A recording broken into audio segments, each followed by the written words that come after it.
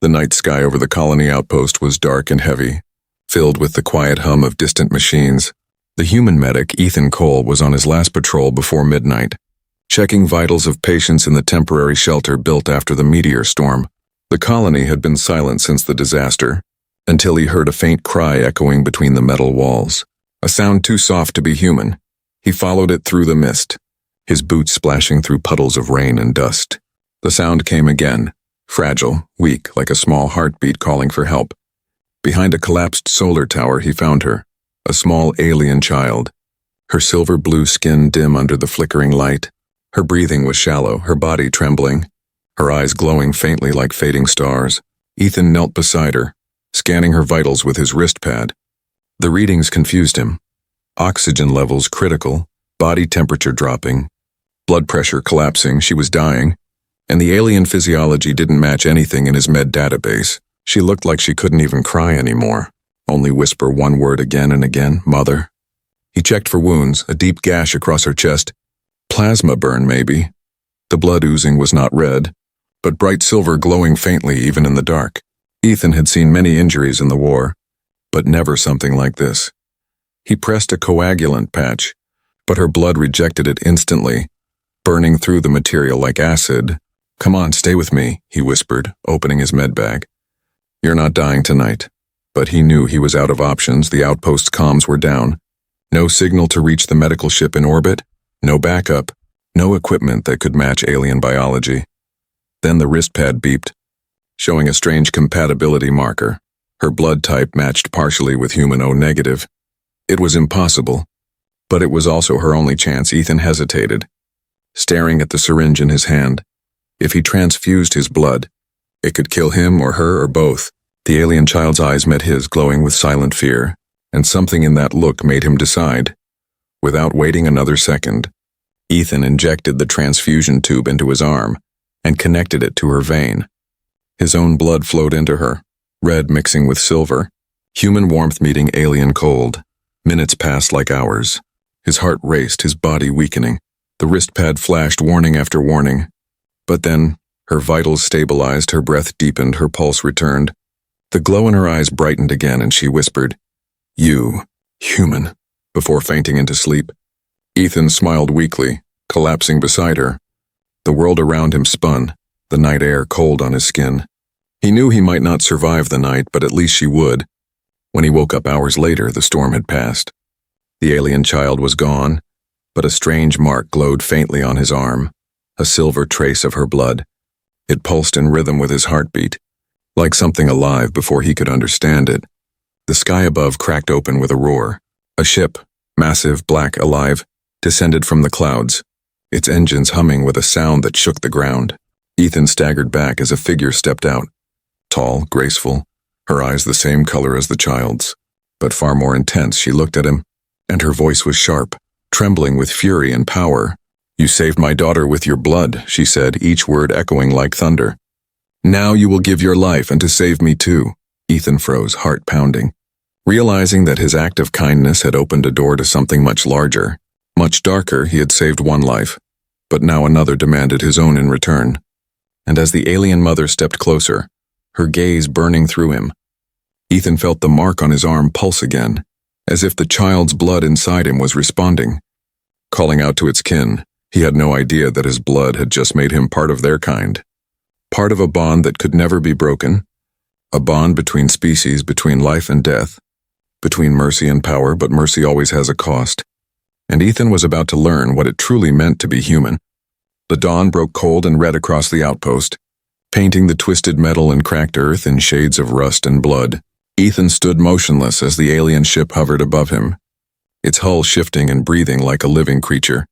The tall alien woman descended the ramp, her steps silent, her eyes fixed on him like he was prey. Her skin shimmered like liquid mercury, her movements graceful but heavy with purpose.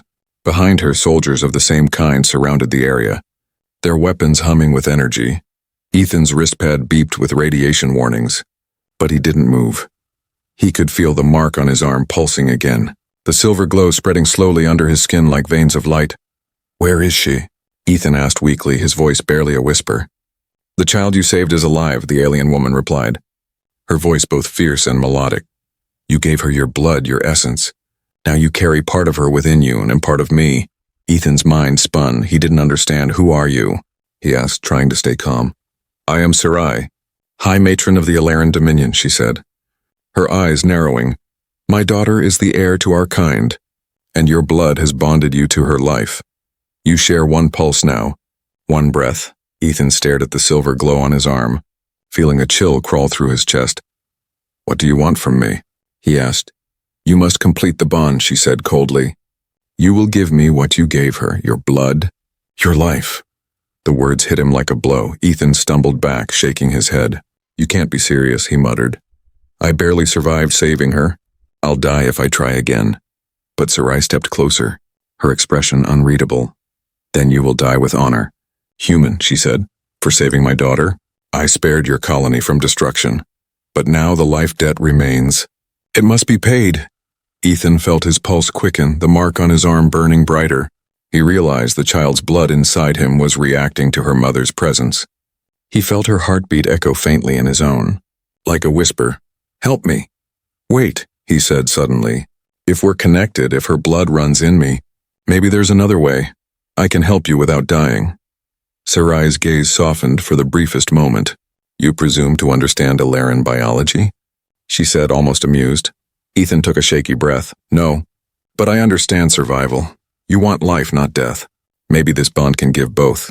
Her soldiers shifted uneasily. Their weapons ready, Sarai raised a hand. Silencing them, for a long moment she studied him. This fragile human who dared to speak of mercy to a queen of war. You think your kind understands mercy? She asked quietly. You kill what you fear. You burn what you do not understand. Ethan met her gaze, tired but unflinching. Maybe, he said, but I also save what I can even when I shouldn't. You saw that yourself. The silence between them was sharp, electric. The wind carried the faint hum of the alien ship, the only sound in the dying morning.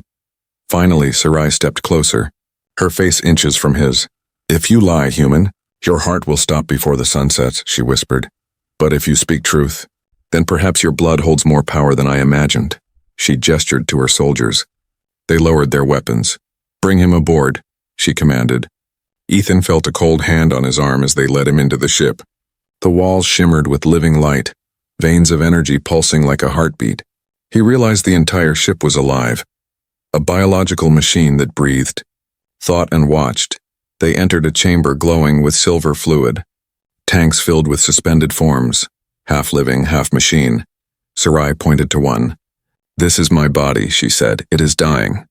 My people's war against the void plague has taken its toll. You will give your blood and I will live. Ethan stared at her in disbelief. You can't just take it, he said. It's not yours to take. But the mark on his arm burned like fire, and a wave of dizziness struck him. He saw flashes in the child's memories, her laughter, her fear, the warmth of her mother's embrace. He fell to his knees, gasping. Sarai looked down at him. Surprised, you feel her? She asked. Ethan nodded weakly. She's afraid. She doesn't want this, he whispered. If you take me, she dies too. Sarai's expression changed, a flicker of emotion, a hint of pain. For the first time, Ethan saw not a queen, but a mother. Bound by love and grief. You lie, she said softly.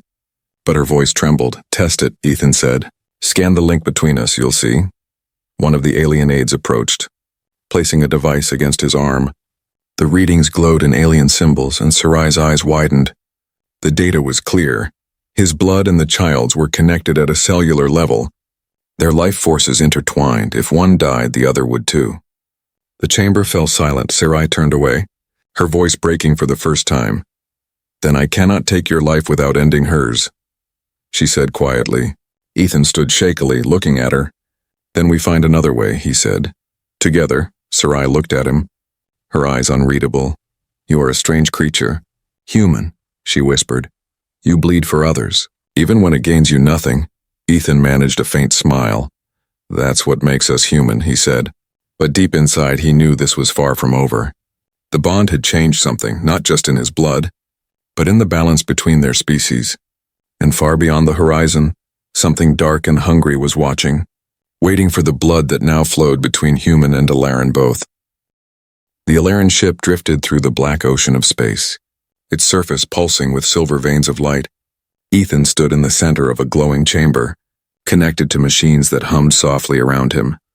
The air was thick, almost alive, filled with a low resonance that vibrated through his bones. He had been on the alien vessel for 3 days now, studying, healing, waiting. The alien child, Lyra, had recovered faster than anyone could explain. She often visited him, her small hands tracing the silver glow on his arm. "It hums when you are near," she said one morning, her voice curious, "like it remembers me." Ethan smiled faintly. "Maybe it does, kid," he said. "Maybe it's a reminder that we're connected." But beneath the calm surface, the ship carried tension. Whispers moved through the halls like cold wind. Some of the Alaran soldiers called him the bleeder, others the impure. They did not understand why their queen spared a human, or why she allowed his blood to run in royal veins. One night, as he tried to rest, the ship's alarm screamed, the walls flashed red. The air vibrating with a deep growl, Ethan ran to the corridor. His heart pounding, Lyra appeared beside him, her eyes wide with fear. "The void is here," she whispered. "They followed us," he didn't understand, until the ship shuddered violently outside the window. Space twisted in a dark mass like living shadow. Tearing through the stars, it moved like smoke. But it devoured everything it touched, leaving nothing behind. Sarai appeared, clad in her living armor, her face fierce but calm. "The void plague found us," she said. "We have no choice, and we must fight." Her eyes met Ethan's. "You, human, your blood links to my daughter, and through her, to me. The void feeds on life force if it senses your bond. It will come for you first." Ethan's mouth went dry. "Then let me help," he said. "You can't fight it alone." Sarai hesitated, then nodded. "Your blood may be our only weapon." She led him to the core chamber, a cathedral of light and sound. The heart of the ship pulsed with alien energy, veins of silver branching into infinity. "The void destroys by consuming connection," Sarai explained. "It breaks bonds between cells, between souls. But your blood, it creates connection. It heals, fuses, binds." Ethan stared at the swirling energy before him. "So you want to use me as a weapon," he said quietly. "No," Sarai replied. "As a bridge." She gestured for him to step into the center. The floor beneath him opened like petals, revealing a pool of glowing liquid, a fusion of Alaran bioenergy and his own altered blood. "When the void strikes, this core will amplify your life force," she said. "You will reach out through the bond, and we will channel it. Together." Ethan nodded slowly. "And if it fails?" he asked. Sarai's expression darkened. "Then the void consumes us all." The alarms wailed again, the shadows breaching the hull. The air rippled as darkness seeped into the ship like poison. Ethan felt it immediately, a cold presence clawing at his chest, whispering inside his mind. "You gave your blood to save one," it hissed. "Now you will give it to save none." He gritted his teeth, focusing on the memory of Lyra's voice, her fragile heartbeat, the warmth of life he'd shared. The mark on his arm flared, glowing like molten light. Energy surged through him, through the core, through the ship. Sarai screamed as the energy hit her, her armor cracking with power. Lyra's voice echoed through the ship. "He's shining," she cried. "Mother, he's burning the dark." Ethan felt his mind split open. Memories that weren't his flooded in. Flashes of alien worlds, battles, songs of grief. He felt Sarai's presence inside his thoughts, guiding, connecting, sharing. Together they pushed the light outward, and for the first time, the void screamed. The shadow recoiled, the air clearing, the stars returning, the ship stabilized. Silent except for the soft hum of the core, Ethan collapsed, his body trembling, steam rising from his skin. Sarai fell to her knees beside him, her voice shaking. "You did it," she whispered. "You turned your blood into light." Ethan coughed weakly, his vision fading. "Guess that makes us even," he said. But as Sarai reached for him, her hand stopped midair. The mark on his arm spread, silver lines creeping up his neck, glowing brighter with every breath. "No," she whispered, "it's not done. The void left its mark in you." Ethan opened his eyes, and for a moment they weren't human anymore. Silver light burned within them, like stars trapped behind flesh. "What's happening to me?" he gasped. Sarai stepped back, her voice trembling. "You are changing," she said. "Your blood is no longer just human, it has become Alaran." Ethan looked down at his hands, watching as faint silver veins pulsed beneath his skin. He felt alive and terrified, powerful and fragile, human yet something else. Lyra ran to him, hugging his leg. "You're part of us now," she said softly. Ethan looked at her, heart heavy. "Maybe," he said, "but what if I can't go back?" Sarai met his eyes, her expression solemn. "Then you must choose which world to save, theirs or ours." Outside, the stars burned brighter. But somewhere in the void, the darkness began to stir again, watching the man whose blood had become light, and whose soul stood between two dying civilizations. Days passed, but sleep never came easily to Ethan anymore. Every time he closed his eyes, he heard two heartbeats, one human, one alien. They echoed inside his skull like twin drums of life and death. The ship's walls seemed to whisper his name now, its living lights pulsing in rhythm with his blood. Sarai watched from a distance, her gaze colder than before. "Your transformation advances faster than expected," she said one morning. "The Alaran essence in your veins is rewriting you if it continues. You will no longer be human." Ethan tried to smile, but his voice was weak. "And what will I become?" he asked. "A bridge or a weapon?" Sarai didn't answer. Instead, she turned away, her cloak shifting like liquid metal. Lyra clung to Ethan's arm. "Don't let them change you," she whispered. "You're my friend." Ethan ruffled her silver hair gently. "I'll try, kid," he said, though inside he wasn't sure he could. He began to feel the world differently. When he touched metal, it sang. When he breathed, the air shimmered faintly. The alien blood within him connected to the living ship. He could feel its pain, its hunger, its pulse. He realized the vessel wasn't just technology. It was alive, and it trusted him. One evening, Sarai summoned him to the council chamber where Alaran leaders gathered, tall, radiant beings whose faces glowed with inner light. "This human endangers us," one said, his voice deep and harsh. The void marked him. "His existence invites corruption," another raised a hand. "Yet he saved us from annihilation," she said. "His blood binds with ours. Perhaps it is not corruption, but evolution." Ethan stood silent as they argued. The mark on his arm throbbed with every word spoken. He felt something awaken deep inside him, a power that wanted to answer, to reach out, but he forced it down, fearing what might happen if he lost control. Then Sarai spoke, her tone sharp and regal. "Enough," she said. "The human stays under my protection until I decide his fate." After the council dismissed, Ethan approached her. "You're protecting me," he said. "But you don't trust me." Sarai's expression hardened. "Trust is earned," she said. "And you are changing too quickly. I must know whether you remain." "You." Before he could reply, the ship shook violently, alarms shrieked. The floor rippled under their feet. "It's the void again?" Ethan asked, but Sarai's face turned pale. "No," she whispered. "This energy is not of the void." "It's human." Outside, a massive human battleship had appeared. The Vanguard, flagship of the Terran Alliance, its weapons charged and ready. Ethan's heart dropped. "They found us," he murmured. "My people." Sarai's soldiers aimed their weapons toward the screen. "They come to finish what the void began," one hissed. "They come to destroy what they fear." Ethan grabbed Sarai's arm. "You can't fire on them," he said. "They'll see it as an act of war." Sarai's eyes flared silver. "They already made war on us when they left my daughter to die." She shouted, "You are the only reason I haven't turned their world to ash." "Then let me talk to them," Ethan said, desperate. "They'll listen to me."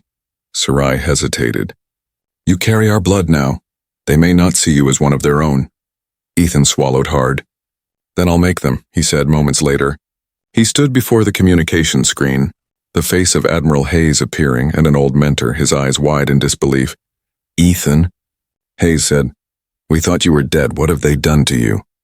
Ethan took a deep breath. "I'm alive, sir. And the Alaran are not our enemy. We're fighting something worse, a force called the Void." Hayes frowned. "You sound compromised, soldier. You've been infected." "I'm not infected." Ethan snapped. "I'm connected. Their blood saved my life.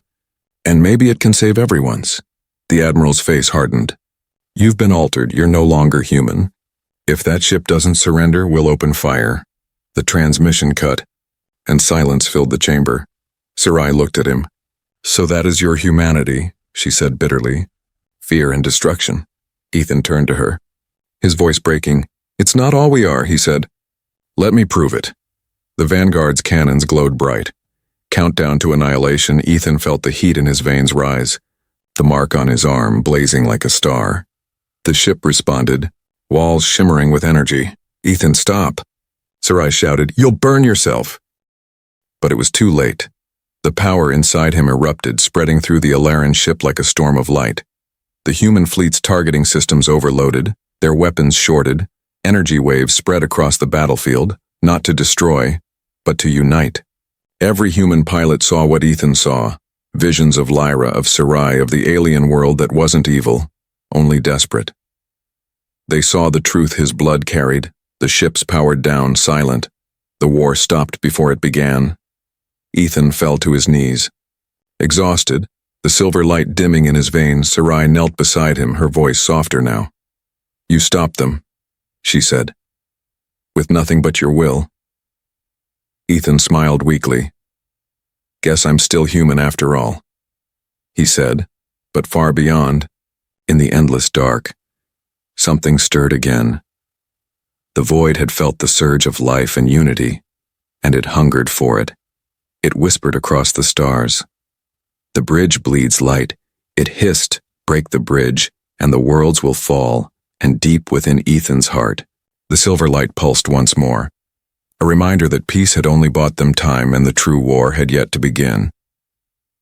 The peace between humans and Alaran lasted only 7 days. 7 days of uneasy silence, of ships hovering in truce, of two species staring at each other across the void, unsure whether to embrace or destroy. Ethan spent those days confined in a med chamber, his body trapped between two worlds, his blood a battlefield. Inside him, silver veins intertwined with red, glowing faintly like molten threads. The doctors said it was beautiful, but Ethan knew beauty could be dangerous. Every night he woke drenched in sweat, hearing whispers that weren't his own, voices echoing from somewhere beyond the stars. "The bridge must break," they hissed. "The light must die." Lyra stayed by his side, her small hand gripping his. "Don't listen to them," she said softly. "They're afraid because you're different." Ethan smiled weakly. "Different scares people, kid," he murmured. "It always has." On the 7th day, the stars began to vanish one by one. A wave of cold spread through the galaxy, dark and silent. The void had returned, stronger, hungrier, learning from its last defeat. This time, it didn't attack from outside. It came through Ethan. He was standing on the Alaran bridge when the first tremor hit. His mark flared violently, his veins turning black for a heartbeat. He gasped, falling to his knees. "Something's inside me," he choked.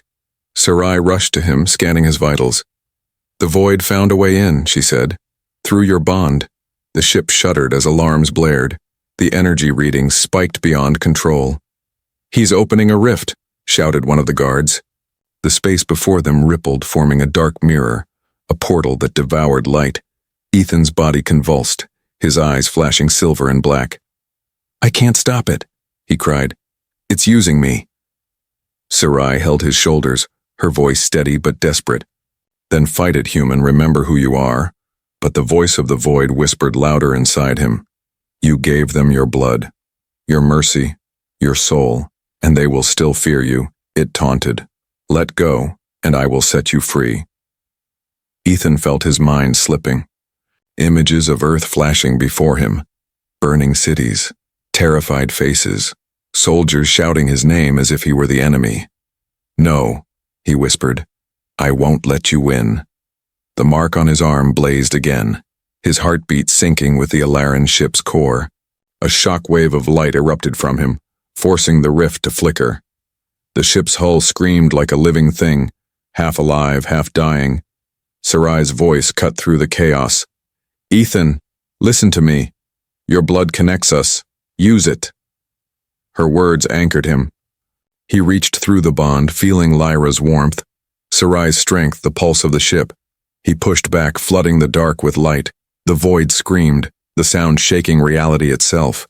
But even as the rift closed, something tore loose. A fragment of the void, black and alive, latching onto him, sinking deep. When the light faded, Ethan was still breathing, but his eyes were no longer fully human. They shimmered between silver and shadow, a storm trapped inside. "It's not gone," he said hoarsely. It's inside me now. Sarai stepped closer, scanning the readings. Her face paled. You are right, she said. The void infected you. It hides inside your cells, waiting. If it awakens again, it could consume everything. Ethan looked at her, the weight of two worlds in his gaze. Then we need to end it, he said. Not just stop it, destroy it. Sarai hesitated. There is an ancient weapon, she said quietly. One born from Ilaran and human unity long ago, the Luminara core, but it was lost in the ruins of the old worlds. It is said to burn the darkness, but at a cost. What cost? Ethan asked. The wielder's soul, she answered. Silence filled the bridge. Ethan closed his eyes, breathing slowly. Then it's mine to burn, he said. Lyra ran forward, tears in her glowing eyes. No, she cried. You'll die, just like before. Ethan knelt, his voice gentle. If I don't, no one lives. You and your mother gave me your light. Maybe it's time I give it back. Sarai turned away, hiding the tremor in her voice. You humans never learn, she said softly. You destroy yourselves for love. Ethan looked at her. No, he said. We save ourselves through it. Hours later, the Ilaran ship approached the Forbidden Ring, a massive structure orbiting a dead sun, where the core was said to rest. Its surface shimmered with both life and decay, ancient technology fused with bone and crystal. As they entered orbit, Ethan felt the darkness inside him stir again. It whispered promises, power, eternity. You could be a god. It said you could end all pain. He ignored it, staring at the dying sun ahead. End all pain? He muttered. No, I'll just end you. Sarai looked at him one last time.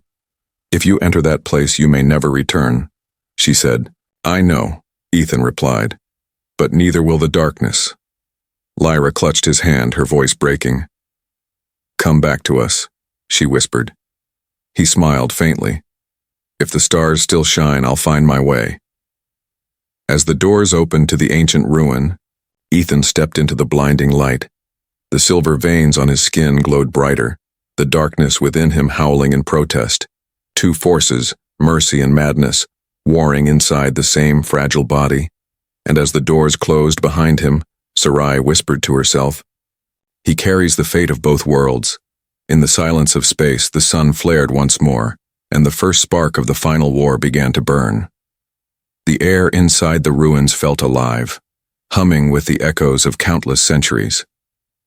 Ethan walked slowly through the corridor of bone and crystal, each step echoing like thunder in the hollow silence. The Luminara core was near.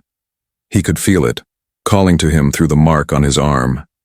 Every surface glowed faintly, whispering fragments of voices that were neither human nor Ilaran. Two became one became light, they murmured. Light became hunger. Ethan's pulse quickened. He had heard these words before, in his dreams. When the void whispered through the cracks of his mind, he reached the heart of the structure, a vast chamber filled with pillars of transparent stone, floating above a sea of liquid starlight. And at its center, suspended in a web of energy, pulsed the Luminara core, a sphere of light so bright it hurt to look at, yet so beautiful it felt holy. The moment he stepped closer, the darkness inside him stirred violently. His veins turned black, silver light fighting back from beneath his skin. He fell to his knees, gripping the floor. Not now, he gasped. Not yet. The void's voice crawled into his thoughts, smooth and cold. Why fight? You are already mine, it whispered. The queen, the child. They will all turn against you once they see what you've become. Ethan clenched his fists. I'm not yours, he hissed. You exist because someone stopped caring, because they gave up. The voice laughed softly. And you think you're different? It said. You think your fragile light can survive eternity? He stood shakily, his eyes burning with twin fires, silver and black. No, he said, but I can make sure you don't either. The core responded to his resolve. threads of light extending toward him like living vines wrapping around his arms. They didn't burn. They felt warm, alive, aware, child of blood and mercy. A new voice echoed, ancient and vast. You carry both life and death. What will you give to save what you love? Myself, Ethan whispered. If that's what it takes. The light pulsed brighter, and suddenly he was nowhere, and everywhere. He saw visions of the past, when the first humans had found the Alaran, the moment their blood had mixed by accident during a long-forgotten war. The core had been born from that unity, a fusion of compassion and power. But when greed came, the void followed, feeding on fear until it devoured the bond itself. Ethan saw himself standing in both worlds. Earth in flames, Alaran cities collapsing, Lyra crying for him, Sarai kneeling beside her daughter, whispering his name into the stars. He reached out to the core, and light poured into him. The energy was pure creation, infinite and raw. His body screamed under the strain, the human inside him breaking apart, the Alaran within burning brighter. From the shadows, the void appeared, a figure made of nothingness, shifting between forms, sometimes wearing Ethan's face, sometimes Sarai's, sometimes the child's. You can't kill me, it whispered. You are me.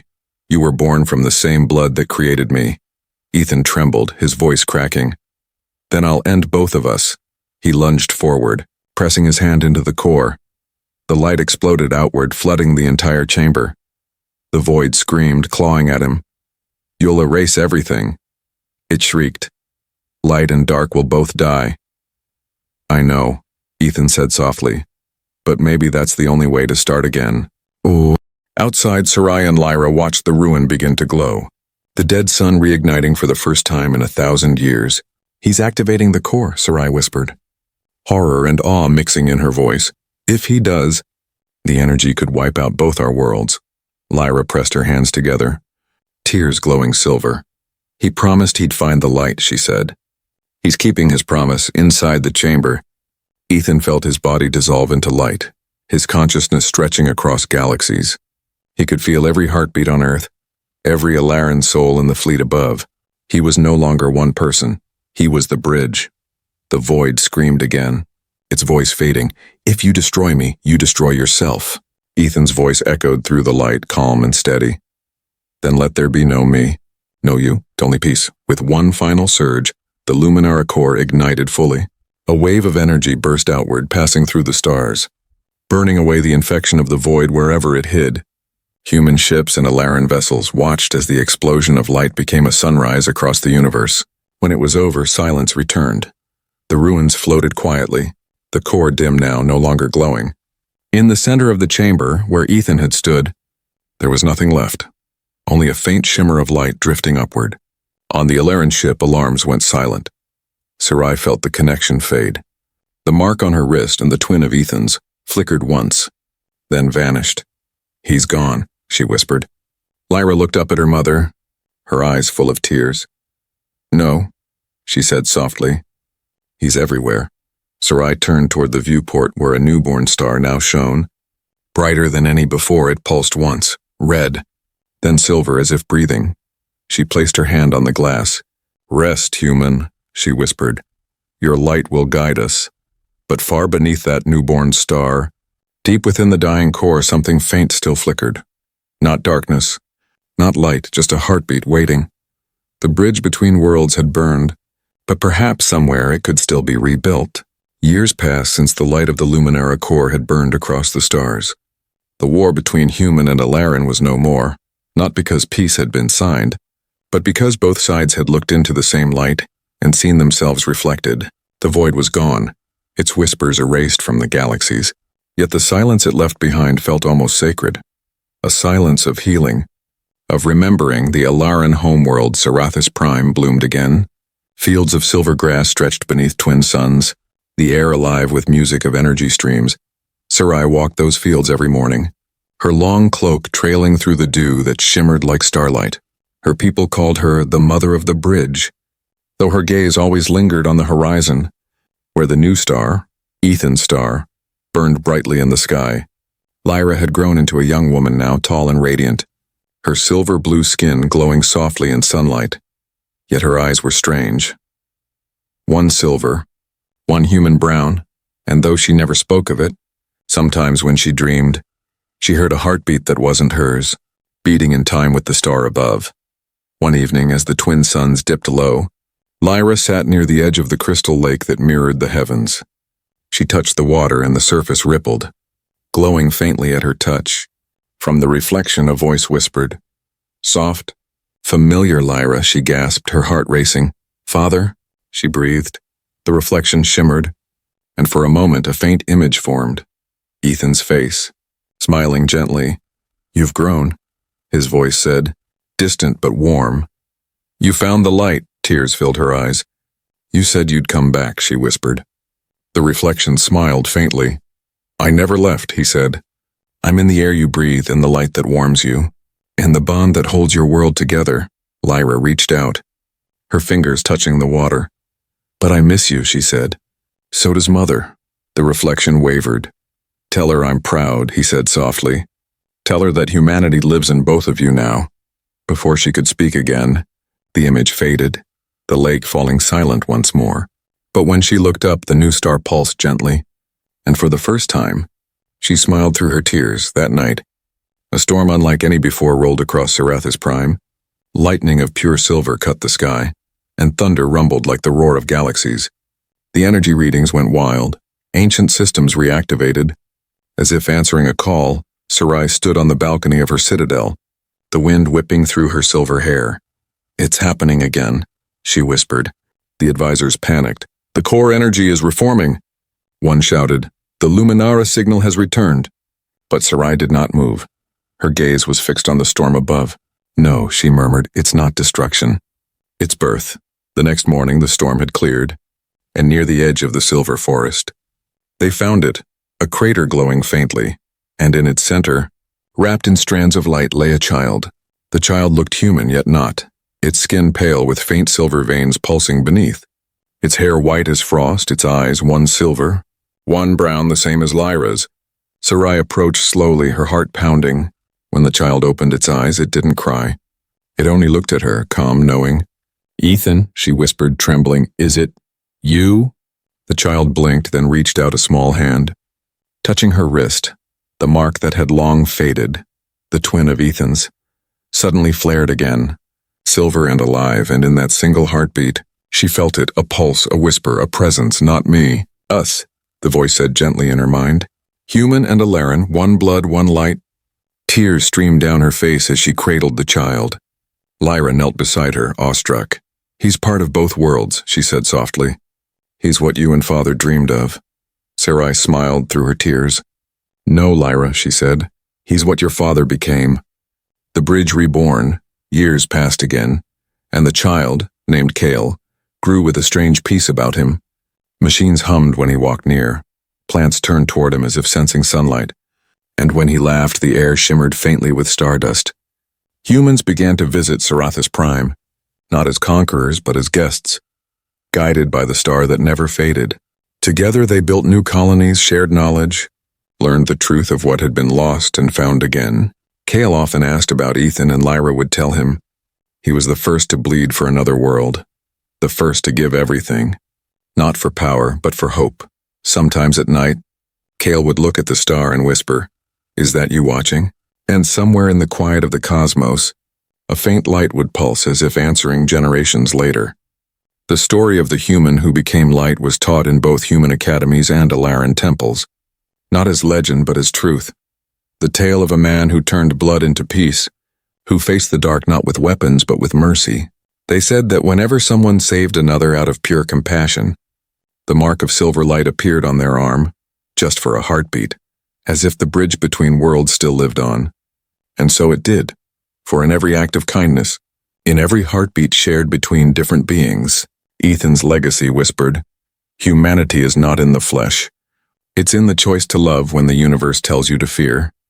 Lyra stood once more beneath the twin suns, Kale beside her, the wind carrying the scent of new worlds.